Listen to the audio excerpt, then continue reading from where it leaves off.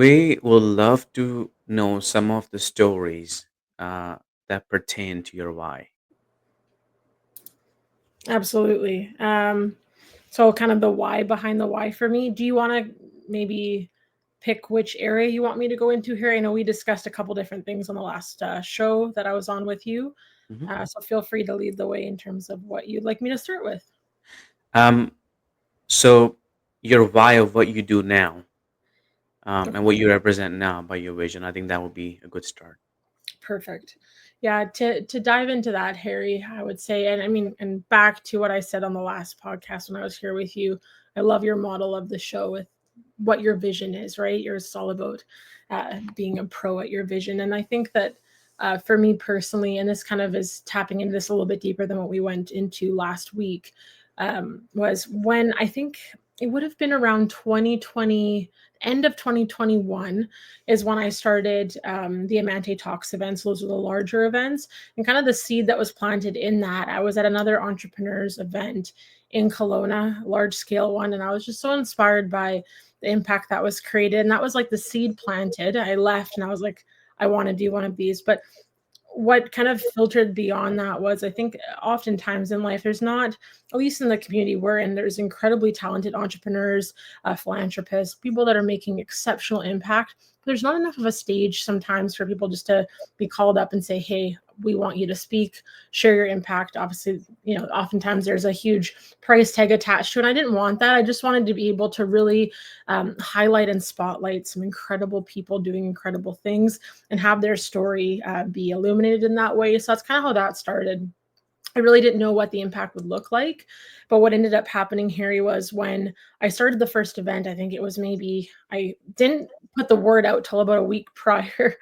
And it was one of those things that I started planning like a month maybe prior to. And I was like, I don't know what's going to happen or if anyone's going to show up. And it was just one of these things where the doors opened, the audience filled up, and just seeing the tears in the audience and how they were moved by the messages of each of the speakers. It was really, really clear to me that there was a succinct message that and a vision and a why as to why this needed to happen time and time again. So we've done several of those large events now, featuring speakers from all over, which I feel very grateful for to have that opportunity.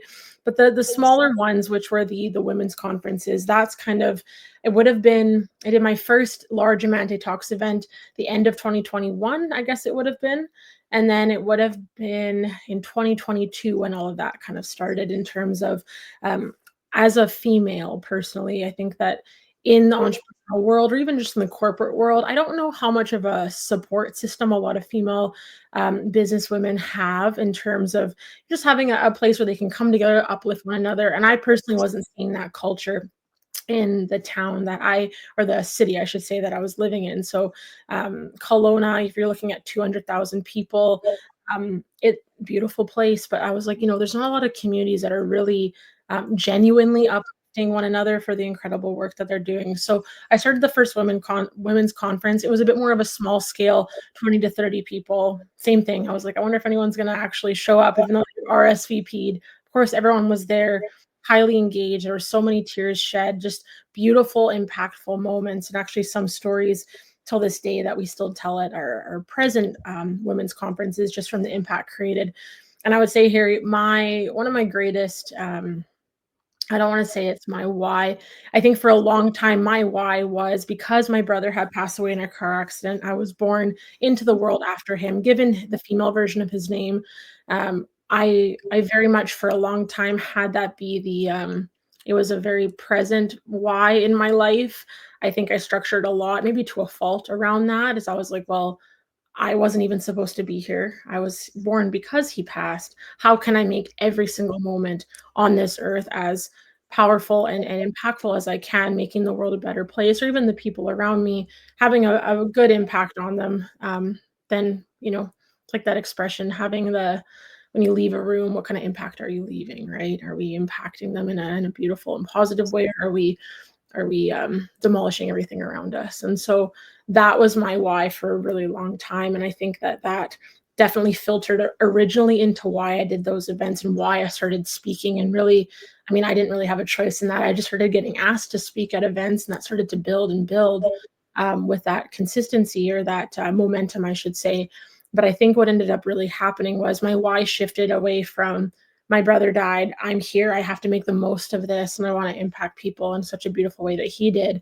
And instead, it kind of shifted in the realm of we have such a beautiful gift of like we can do something so powerful by really seeing people for who they are. And I think that that was what fascinated me, was that when I was in these room of these women, um, a lot of them would leave and they're like, I haven't felt this seen and heard in a really long time, if not ever in my life. And I'm like, how is that possible?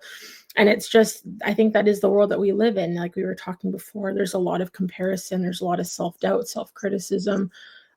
We as human beings are exceptionally hard on ourselves. And I think my why has now shifted into when I step onto a stage or I execute a training or a workshop or a conference in a room, I want every single person, at least one person in that room, to feel when they leave that there's so much more than just a number, that they're a human being that deserves to be seen for who they are. And yes, we all have the inner child in us telling us we don't belong to some degree, or that we have things about us that perhaps we should shift or change or that aren't enough.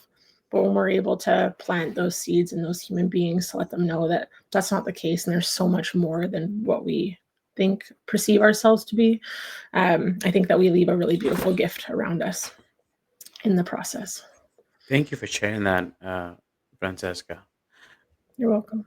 Um, a lot of times when I think this is something I realized a while ago, where we as human beings treat others um, far better than we treat ourselves. Like we treat ourselves probably the worst out of everyone else that we treat, Hmm. and it's just a reflection of how we treat ourselves. And I think having people see that and loving themselves, I think, is a very good part of. It's a very important part of Hmm. living a human life. I don't know if you're religious or not at all, but in the Bible, one of the words clearly says in one of the commandments, like love thy neighbor as thyself, right? Hmm. A lot of people think on love the neighbor and then they forget about as thyself. Hmm. And when the as thyself, if they're able to do that properly, then love thy neighbor can come in place. Oh, absolutely. And I think too, Harry, I mean, I say this often in some of the talks that I give on stage, is that when we walk up to a mirror, we are so quick to look at ourselves and pick apart every little detail and say, why didn't I do this better yesterday? We pick apart all of that. But if we were, there's actually a powerful, and it's science based. And if you were to talk to yourself in third person, that's actually how you're able to create that little bit of distance or distinction between how you would speak to a friend to how we speak to ourselves. If I look in the mirror and I say Francesca, and then I start saying a statement to myself, all of a sudden I'm not talking about me. I'm talking about me in the third person, as if I were to be saying to a friend, Francesca, I value you, I see you, or whatever. But you're so right, Harry. We don't. We're incredibly judgmental of ourselves. They there's so many diseases in this world, and that are awful. But I do think that to an extent, self doubt is one of the biggest killers out there, because each and every one of us wake up and there's some form of impending, or there's this like debilitating self doubt that people deal with. And the more and more that I've gotten to know some of the most successful entrepreneurs that I know today, when you actually kind of look behind the veil and see what they've been struggling with or what has brought them to where they are today, don't get me wrong, it's made them strong. It's made them the incredible human they are. But I think to myself, we almost, to a fault at times, induce so much more pain and resistance and suffering on ourselves than we probably need to. Yeah. So for you, Francesca, I think I want to know a little bit more about that. Mhm. Has there been chances? I bet there have. But if you want to share some of those stories with the audience and how, if you did or you did not overcome those scenarios, and what was the result of those? Absolutely. Um, I would say, Harry, that from the childhood perspective, because of the circumstances of how I was brought into the world, kind of as a stand-in for my brother, so to speak, after his death, I've definitely recognized that in my adult life. There's certain circumstances that definitely I have realized that I've had to overcome. and they come up in the most strangest of ways. Sometimes it'll be years later after doing much of the work, and I'll be like, "Oh, here we are again," in a completely different scenario that'll come up. That it's almost like this belief system of it's almost like I believed for a really long time I'm simply just a substitute, a stand-in, and it couldn't be farther from the truth. But it is interesting how there will be the littlest of examples that will come up that I'll go, "Huh, I see where that's coming from."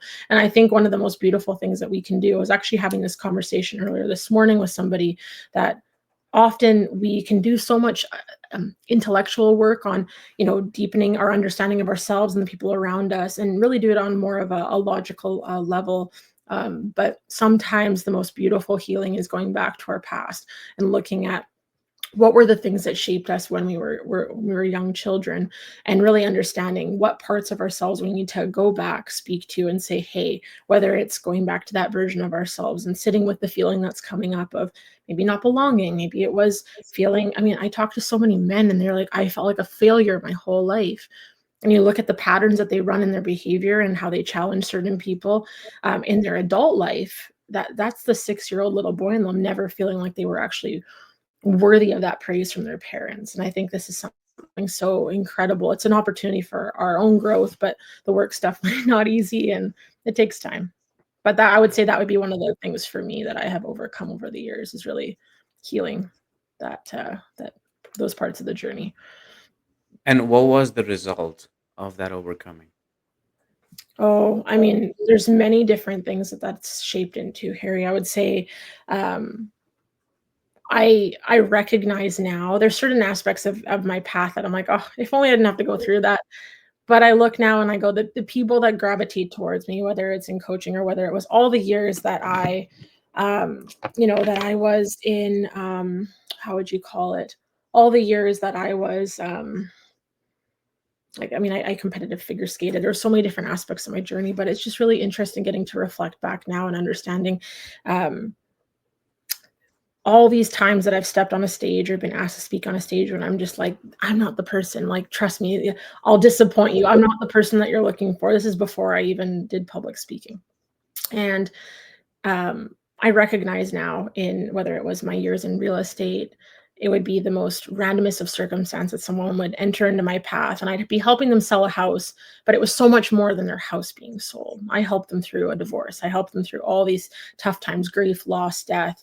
Had I not went through all the different aspects of my life leading up to today, would I be the right person for them? I would be some person reading from a textbook of, oh, here's how you deal with this situation. No, I was able to share from my own experience, and it was something way more powerful than words could ever be. I was actually sharing from the heart, and that's how I've been able to help a lot of people through the journey, and I'm very, very grateful for that. Thank you for being here today. I'm really happy that you tuned in to Vision Pros Live. I'm looking forward to seeing your reactions as these episodes continue to move forward. This is going to get more and more fun. We'll have more and more engagement as well. We'll invite people to participate in the show. And thank you for giving us your time and attention. Have an excellent time building out your vision and becoming a vision pro yourself.